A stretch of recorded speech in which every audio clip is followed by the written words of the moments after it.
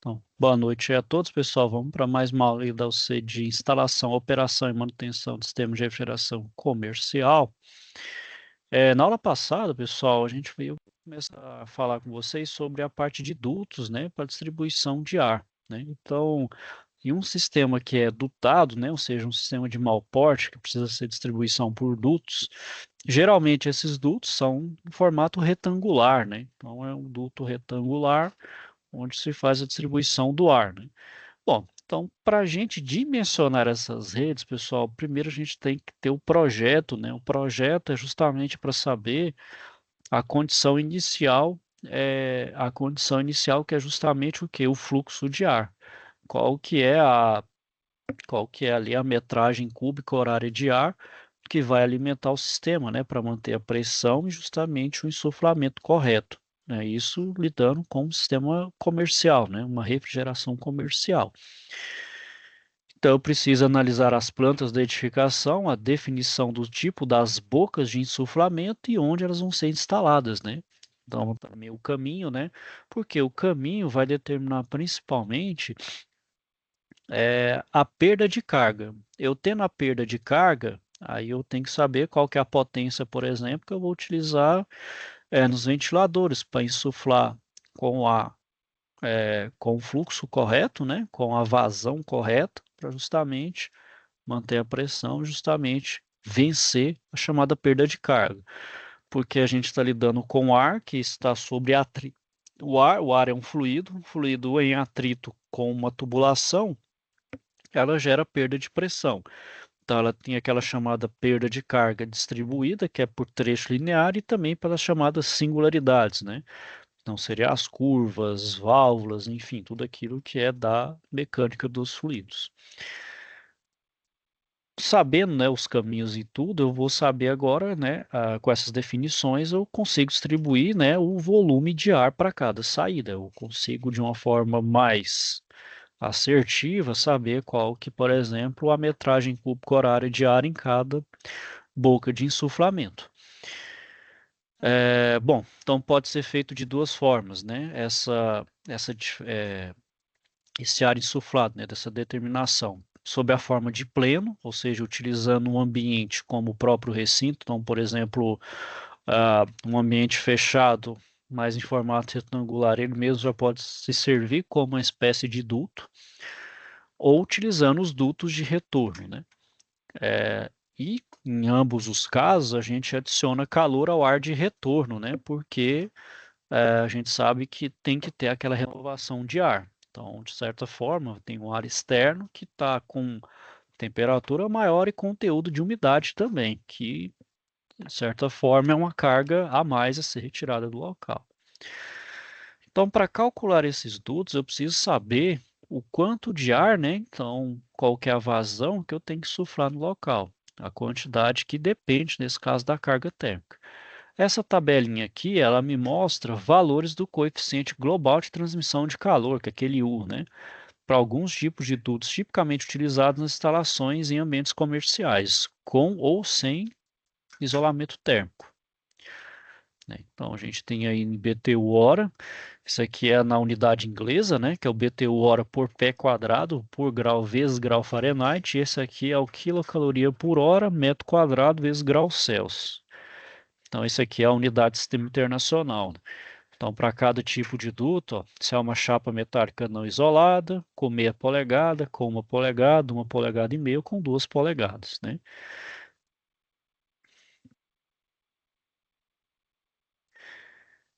Bom, e claro, né, para eu conseguir fazer esse dimensionamento, eu tenho que ter a noção de fato de quanto, né, qual a metragem, qual a área, e isso eu vou descobrir pela planta baixa. Então, é necessário, nesse caso, o projeto, né, a planta baixa. Mesmo que seja, não seja de fato aquele projeto rigoroso, mas eu tenho que ter uma noção, claro, se não exata ali em cima, mas pelo menos uma solução bem próxima, para que eu tenha uma noção melhor do dimensionamento, né? E claro, o financeiro, né? Quanto que eu vou gastar para fazer esses dutos, né? Porque os dutos ali são chapas que tem que ser devidamente é, dobradas, né? Tem que ser instaladas e isoladas, né? Bom, além disso, eu tenho que localizar as minhas grelhas, né? Então, tem que fazer os furos corretos nos dutos para fazer as bocas de suflamento, instalar as grelhas, né? Para justamente atender ao projeto requisitado, né? Além disso, eu vou ter que realizar as vistas em corte, né? Para representar as dimensões e demais detalhes, né? Que só a planta baixa não é suficiente, né? Então, essa representação em corte é para todos os segmentos existentes no projeto. Então, quem faz projeto, né, sempre, além de fazer a planta baixa com os dutos, faz a representação em corte, para saber principalmente dimensões ali de grelhas de insuflamento, se tem curvas ou alguns elementos a mais ali, né? Claro que tem que pensar também, né, pessoal, em quem vai produzir ali aqueles dutos, né, o sistema de dutos, né, na minha edificação, né? Bom, e essa representação de vista também pode ser feita na mesma prancha da rede de dutos, incluindo corte em cada trecho, né? Então você faz a linha de corte ali para falar, olha, que esse trecho tal é tanta dimensão, tem uma grelha ali, uma curva, então quer que seja, qualquer detalhe que tenha no sistema de dutos, né? Além disso, a gente pode utilizar, né, a perspectiva isométrica, né? A gente pode fazer uma perspectiva isométrica ali do sistema para ter uma noção 3D da distribuição, né, das curvas, de todo o perfil ali do meu sistema de dutos, né? E nessa representação dos dutos, no desenho, o que tem que ter? Largura dos dutos em cada trecho, então tem que saber as larguras, a altura e o comprimento, né? Então, o principal ali, né? Pode, de fato, saber o quanto que eu vou ter de chapa, os pontos de ancoragem, né, onde eu vou colocar, onde eu vou instalar, enfim. Onde eu vou cortar para fazer as bocas de insuflamento e de retorno. Então, tudo isso tem que ser bem detalhado, porque vai ser construído ali de fato, né? E geralmente vai ficar dentro da laje, então tem que ser feito muito bem feito, porque se tiver que fazer retrabalho, quando tudo estiver pronto, dá problema, né? Você tem que tirar o forro, tem que refazer tudo. Isso dá uma trabalheira danada, né?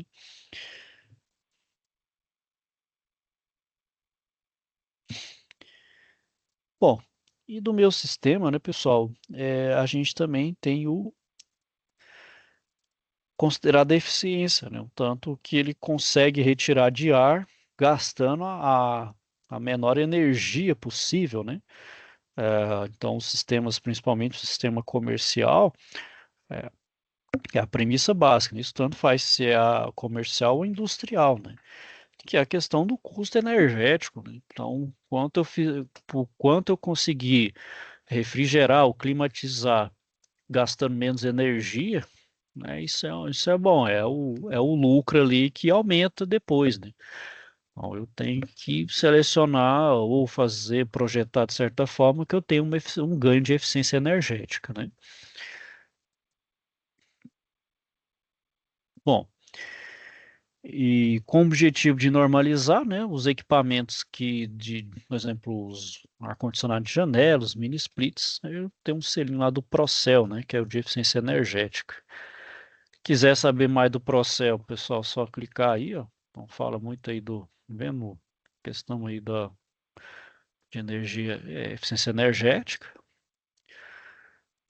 Além disso, pessoal, eu acho que eu falei lá no instalação de sistemas de climatização, que é o PBE, né, que é a questão de elevada eficiência energética, que também a gente faz a edificação com eficiência energética, que você consegue manter o conforto térmico sem a utilização intensa de ar-condicionado, né, do sistema de climatização e até de refrigeração, né, ou seja, até sua câmara fria pode refrigerar ali, congelar ou resfriar o seu produto sem gastar, né, sem gastar, então isso é bom.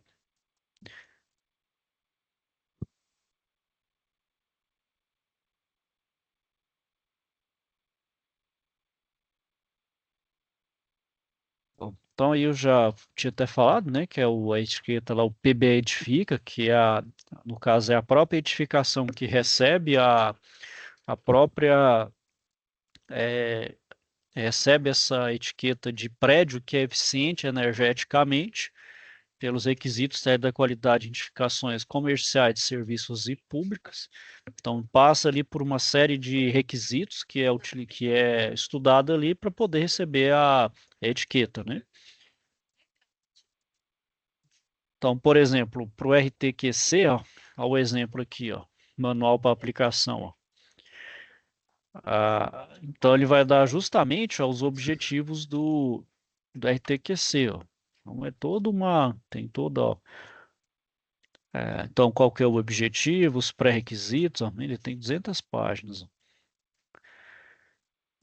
Ele dá um exemplo, né? Então,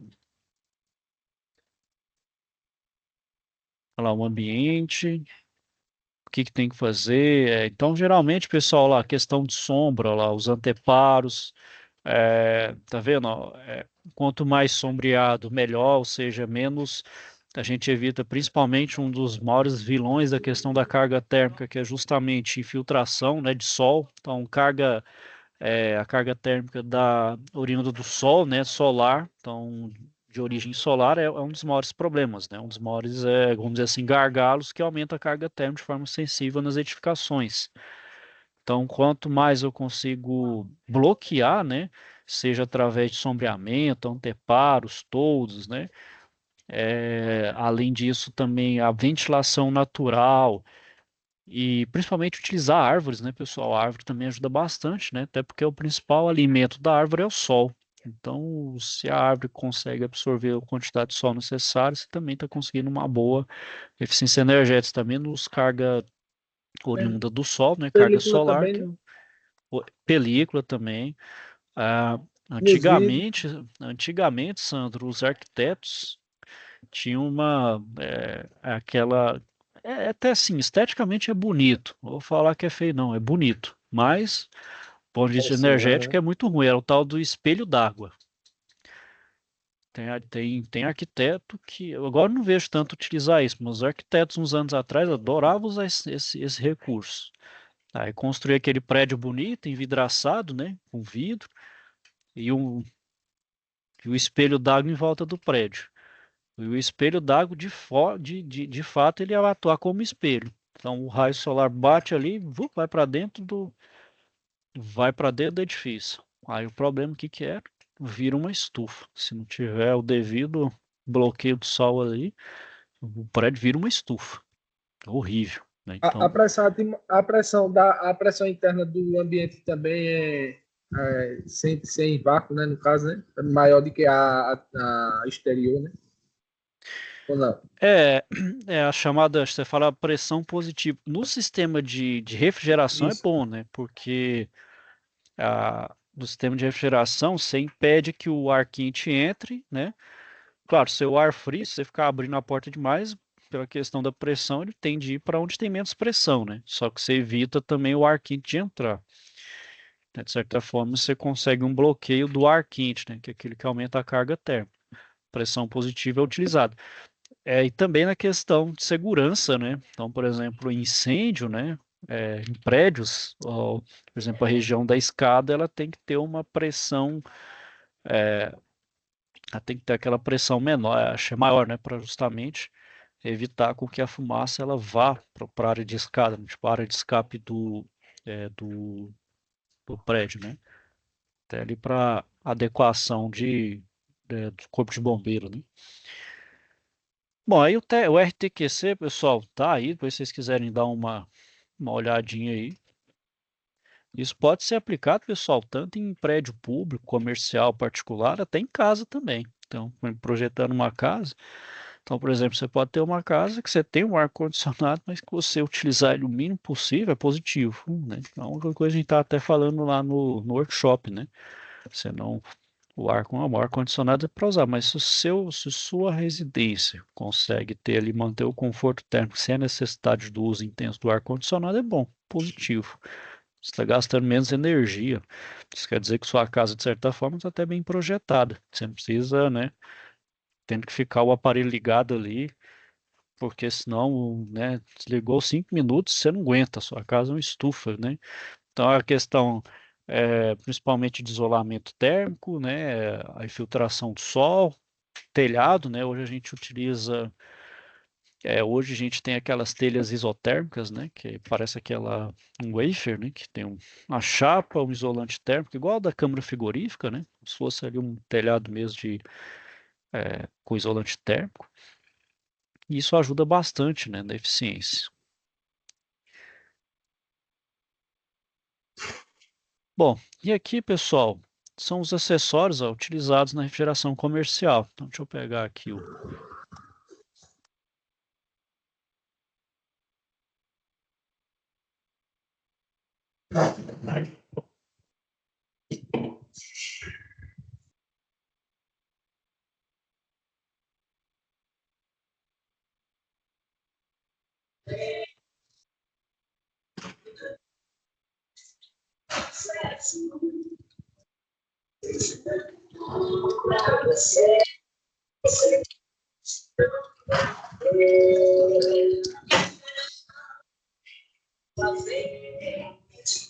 E aí, minha barca? Beleza?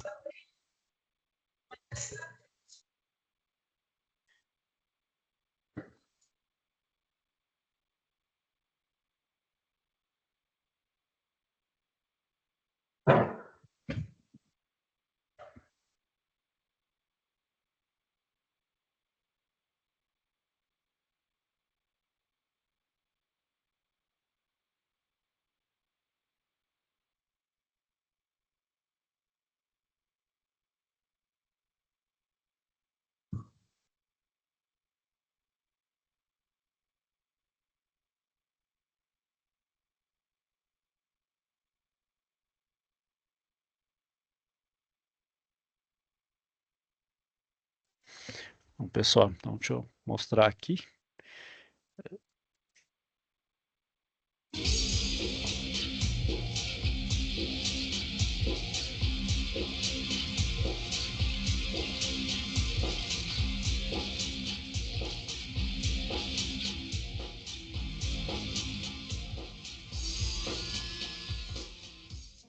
Estou aqui para mostrar para vocês hoje alguns elementos e acessórios utilizados em refrigeração comercial. Inicialmente eu estou apresentando para vocês nessa imagem uma válvula solenoide. Essa válvula ela é responsável pela passagem total, o fechamento total de tubulações, né, de circulação de fluido em tubulações, e ela é acionada basicamente por um campo eletromagnético formado nessa bobina, que vai promover a abertura ou fechamento da válvula na parte inferior. Essas válvulas vocês podem encontrar como normalmente abertas ou normalmente fechadas, dependendo do tipo de válvula. Além desse componente, nós temos ainda um componente muito usual em circuitos de refrigeração comercial, que são as válvulas de bloqueio, apresentada na imagem. Vocês podem verificar agora. Essa válvula de bloqueio manual, qual é a diferença da nossa válvula solenoide? Que o fechamento da válvula é através desse registro manual. Então você consegue fechar o circuito completamente. Apresentando outros elementos do circuito de refrigeração comercial que vocês podem encontrar, nós temos aqui nessa imagem o chamado acumulador de líquido. Esse acumulador de líquido ele atua como um pulmão do circuito de refrigeração. Você vai ter aí um local para estocagem do fluido refrigerante no caso de aberturas do circuito. Então é um elemento muito interessante, muito utilizado na refrigeração comercial também. Além desse elemento, vocês podem verificar na imagem agora um pressostato. Esse pressostato é um pressostato que faz a limitação das pressões de alta e de baixa do circuito. Então a gente consegue verificar através das colorações, das tubulações, que esse lado do pressostato corresponde à pressão de alta e esse lado corresponde à pressão de baixa. O ajuste do pressostato é realizado através desses parafusos na parte superior. Tá? Além disso, é possível verificar também dois manômetros nessa imagem, um manômetro de baixa e um manômetro de alta pressão. Esses manômetros servem para fazer a regulagem, o controle das pressões no circuito, tanto na alta quanto na baixa. Outros elementos muito utilizados no circuito de refrigeração comercial são os chamados termopares. Aqui nós temos o exemplo de um termopar tipo K. E esse termopar ele atua de forma que você tem dois elementos metálicos que são soldados na sua extremidade, e essa diferença de temperatura provoca uma diferença de tensão que é proporcional ao valor de temperatura. Então, esses termopares eles fazem esse papel, eles convertem uma variação de tensão elétrica em temperatura. Aqui nós temos um outro elemento que é chamado transdutor de pressão. Esse elemento ele tem o papel de verificar, de indicar a pressão no circuito frigorífico. Essa pressão ela é convertida através de um sinal de corrente elétrica de 4 a 20 mA, que é proporcional à pressão. Então, dependendo da faixa de operação do equipamento, do sensor, você vai ter 4 mA correspondendo à menor pressão do equipamento e 20 mA correspondendo à maior pressão. E aí a conversão disso é feita escalonadamente através de uma reta. Além desse elemento, você pode encontrar também, é muito usual, o uso de PLCs ou CLTs, que são os controladores lógicos programáveis. Esses controladores lógicos programáveis eles são os elementos que fazem o controle do funcionamento do sistema. E eles precisam ser programados, como o próprio está falando já. E ele possui algumas entradas e saídas digitais analógicas. Essas entradas e saídas, que são esses cartões, eles permitem, por exemplo, o comando, a partida e parada de equipamentos ou ainda a chegada de sinal elétrico em forma de tensão ou de corrente. Esses cartões, esses 4 cartões que vocês podem verificar na imagem, eles são cartões de sinais de entrada analógica e digitais, que fazem o papel de receber o sinal em forma de tensão, que vem, por exemplo, do termopar ou em forma de corrente que vem do sensor de pressão, e converte isso em sinal de temperatura ou de pressão, que vai ser lido por exemplo, um software supervisório, que vai fazer a apresentação da interface homem-máquina.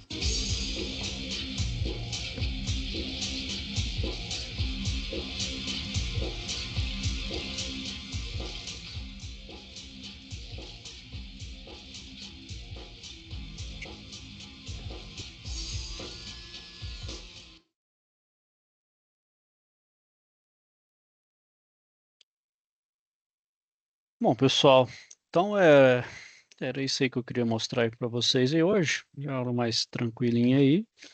Bom, pessoal, alguém tem alguma dúvida, questionamento? Professor, Sim, pode falar, Sam.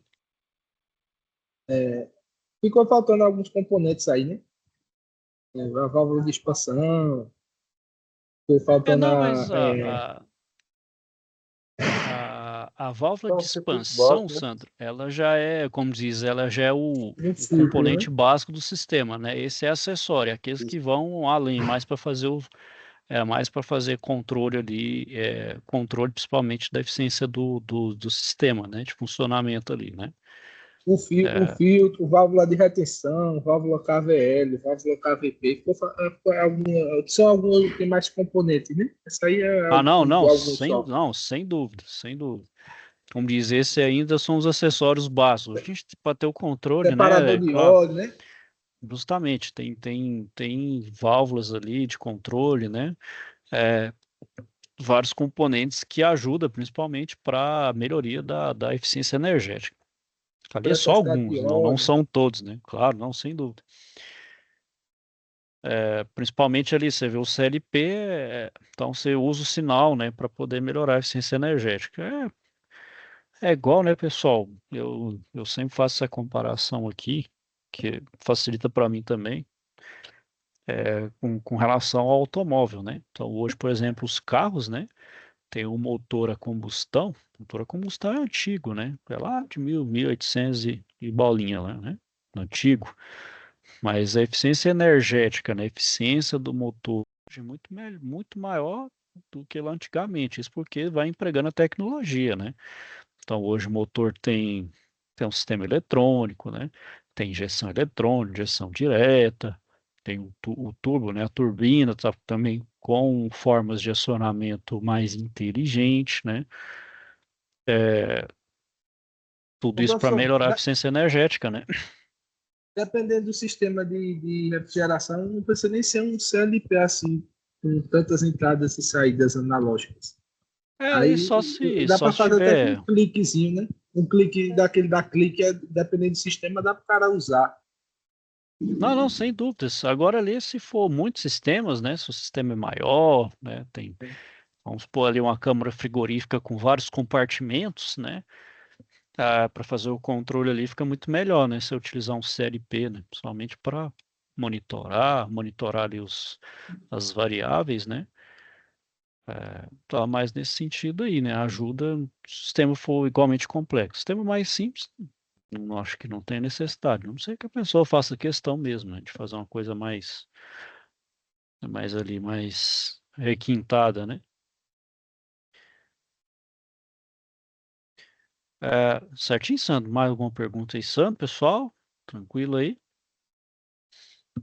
Tá de boa, professor. Bom, pessoal, então eu vou despachar, vou terminar um pouquinho mais cedo aí, né? Só lembrando, pessoal, então a gente vai ter uma parada aí para o recesso. Vou ter minhas férias dia 29, retorno no dia 13. Então no dia 15/1 a gente retorna aí com nossas aulas. Bom, pessoal, e claro, entre o dia 15, né, de Você vai dezembro e tirar. até o dia 20 de janeiro, também não vocês vão ter aula presencial. As aulas presenciais voltam depois do dia 20 de janeiro, certo? 31 de janeiro. Isso, aí vocês vão retomar lá no de janeiro, certo, pessoal? Então é isso aí, eu vou finalizando aqui por hoje. Vou desejar a todos, então, boas festas, um Feliz Natal, um Feliz Meu Ano professor, Novo Feliz aí, Natal. pessoal. Eu Feliz também, ano novo pro senhor. Boas Então, festas aí. tudo bom vocês aí. Boas férias Com também. Deus, fiquem com Deus aí, pessoal. E até a Boas próxima férias. aí. Boas- Obrigado, Anderson. Bom Boa valeu. fim noite. de ano para Tchau, todos aí, pessoal. Valeu, pessoal. professor. Tchau. Boa Valeu, noite. professor. Boas férias, viu? Opa, valeu aí, pessoal. Tchau.